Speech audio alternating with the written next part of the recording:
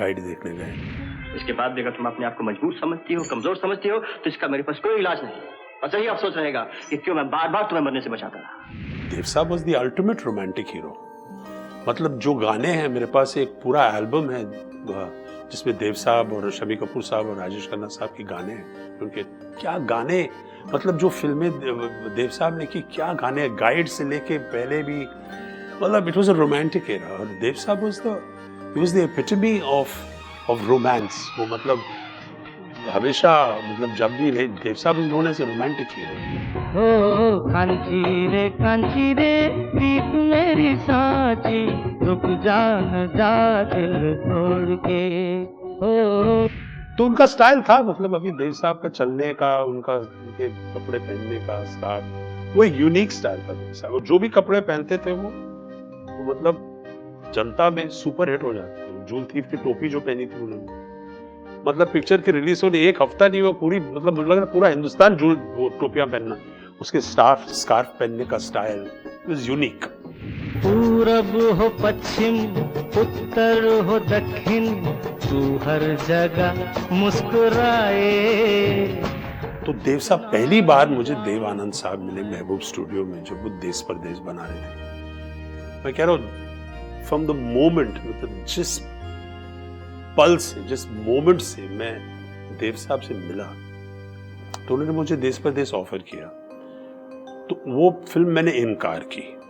और वो एक्सप्रेशन जो देव साहब पे था कि आपने मेरी फिल्म को ना बोला, और तुमने कहा दिलीप ये मतलब तू सोच के तू क्या कह रहे हो। तो मैंने कहा देव साहब वजह है कि आप मुझे अंग्रेज का रोल ऑफर कर रहे हैं, जो था उसमें, जो पब ओनर नहीं, मुझे एक अंग्रेज का रोल था उसमें।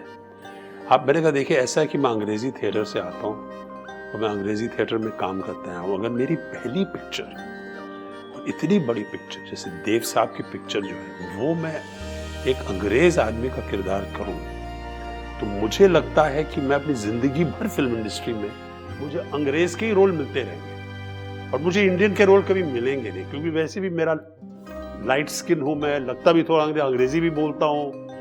तो मैंने कहा वजह ये है। नहीं कहा दलीप ऐसा कुछ नहीं होगा, believe me, you do this.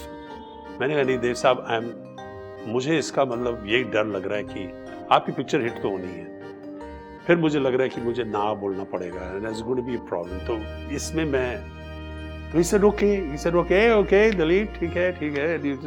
उसके बाद तो देश परदेश रिलीज हुई, सुपर हिट हुई। महका महका आंचल हल्के हल्के, रह जाती हो क्यों पलकों से मल के। अगर उसके बहुत साल बाद मुझे मौका मिला देव साहब के साथ काम करने का सच्चे का बोलबाला में, उन्होंने मुझे फिर से बुलाया, और इस बारी उन्होंने बात शुरू कर रही थे। उनको लगा कि भाई ये थोड़ा सा पता नहीं कैसा आदमी है, ना दोबारा ना बोल दे।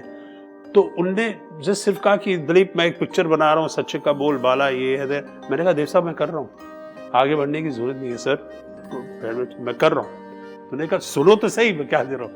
मैंने कहा आप मुझे कुछ भी दे रहे, मुझे सुनने का भी नहीं है, मैं कर रहा हूँ। फिर उन्होंने सुनाया मुझे, क्रिश्चियन कैरेक्टर था ये। मैं अपने आप को एक तो खुशकिस्मत समझता हूँ कि मैं इंडस्ट्री में उस वक्त था और मुझे ये मौका मिला देव साहब जैसे आदमी से असल में मिलना, उनके साथ बैठना, चाय पीना, ये मैं बहुत बड़ी बात समझता हूँ। और मैं शुक्रगुजार हूँ इसका कि मैं उसी टाइम इंडस्ट्री में हूँ जब देव साहब थे। और एज एन आर्टिस्ट और एज ए ह्यूमन बीइंग, इंसान के तौर पे भी, मतलब मैं अपने आप को सच्ची मैं शुक्रगुजार हूँ कि मैं उनसे मिल पाया।